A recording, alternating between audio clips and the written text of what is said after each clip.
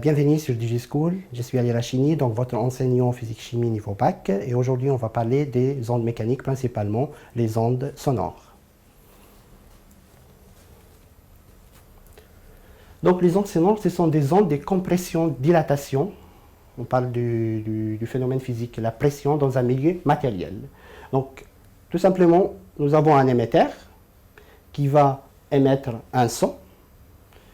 Le son donc sous forme d'une onde, il va comprimer les couches d'air qui entourent, puis par décompression de ces couches, on va comprimer les couches suivantes d'air et ainsi de suite jusqu'à ce que le son arrive au récepteur.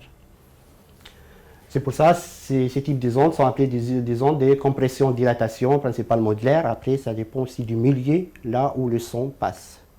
Si le son passe dans un solide, donc il y aura des phénomènes de compression au niveau du solide. Donc le son est caractérisé par la longueur d'onde, c'est la distance entre deux creux ou deux crêtes. Également, il est caractérisé le son par la célérité, c'est-à-dire la vitesse du son, qui est indépendante de sa fréquence, mais qui dépend du milieu de propagation et de sa température.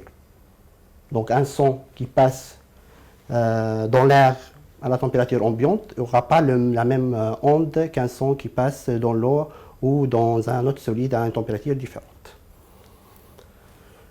Plus le milieu est dense, plus la célérité est grande. Ce qui vous paraît un petit peu illogique, mais ça c'est vrai. Le son dans l'air, il est autour de 340 mètres par seconde, tandis que dans l'eau, il peut atteindre 1500 mètres par seconde. La célérité du son donc, augmente proportionnellement avec la température du milieu. Plus le milieu est chaud, plus le son va plus vite. Sur cette échelle-là, vous avez trois domaines. Il y a le domaine, ce qu'on appelle les sons audibles par l'homme, entre 20 et 20 000 Hz. Nous avons également les infrasons.